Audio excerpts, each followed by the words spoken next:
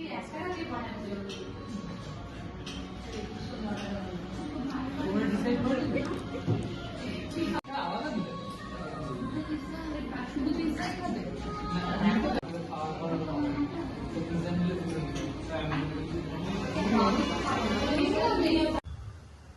একটি নতুন ভিডিওয়ে তোমাদের স্বাগত।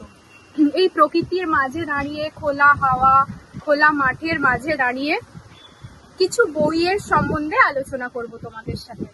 তার আগে শঙ্খ ঘোষের একটি কবিতা দিয়ে শুরু করা যায়। একলা হয়ে দাঁড়িয়ে আছি তোমার জন্য গলির কোণে, ভাবি আমার মুখ দেখাবো, মুখ ঢেকে যায় বিজ্ঞাপনে। একটা দুটো সহজ কথা বলবো ভাবি চোখের আড়ে, জৌলুসে তা ঝলসে ওঠে বিজ্ঞাপনে রং বাহারে। আজকে আমাদের প্রথম বই হচ্ছে অভিক দত্তের লেখা নিপাদের বাড়ি। আচ্ছা, বাড়ি মানে আমরা কি বুঝি? বাড়ি মানে তোমাদের কাছে বাড়ি কি শুধু ইট পাথর দিয়েই তৈরি হয়? বাড়ির মধ্যে জড়িয়ে থাকে আমাদের অসংখ্য অনুভূতি, আবেগ, ভালোবাসা, তার সাথে জড়িয়ে থাকে আমাদের অনেক স্মৃতি। এই বাড়িটি নিপা বলে একটি মেয়ের জীবন কাহিনী দিয়ে তৈরি।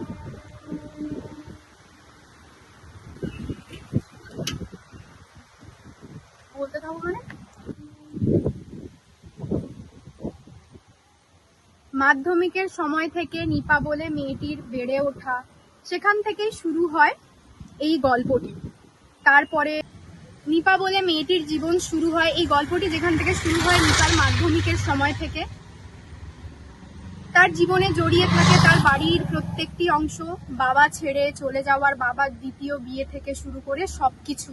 তার জীবনে ওঠা পড়া, প্রেম, আবেগ, অনুভূতি সবকিছুর সাথে মিশে আছে তার এই বাড়িতে।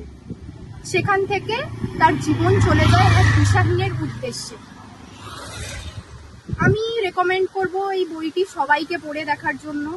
জীবনের সাথে, অনেকের জীবনের সাথে জড়িয়ে আছে এই বইটির কাহিনী। যারা যারা নিজেদের জীবনের সাথে উপলব্ধি করতে পারবে তাদের ভালো লাগবে। এবার দ্বিতীয় বইতে আসে যায়। বাংলাদেশের বিখ্যাত লেখক হুমায়ুন আহমেদ, বইটি বা উপন্যাসটি হচ্ছে অপেক্ষা।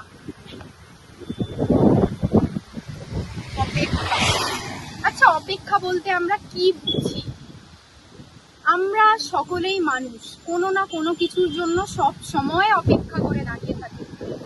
কেউ অপেক্ষা করে থাকি ভালো দিনের জন্য, কেউ অপেক্ষা করে থাকে তার কোনো একটা কাজ সম্পূর্ণ হবে, কেউ অপেক্ষা করে থাকে কারোর রেজাল্ট কবে আসবে, কেউ অপেক্ষা করে থাকে তার চাকরি কবে হবে।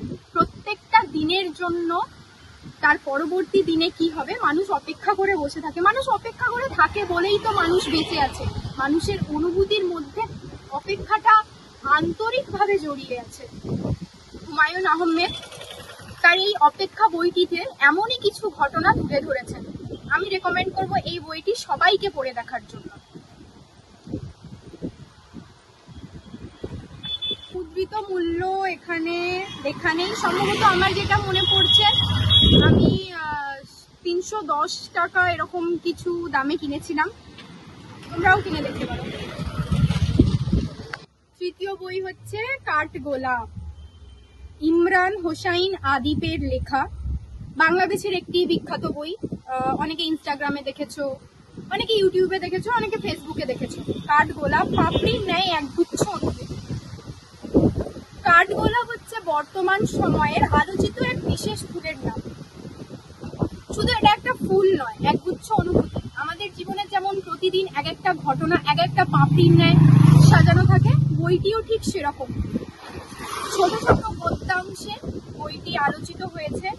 পড়লে জীবনের অনেক অনুভূতির সাথে তোমরা মিলতে পারবে।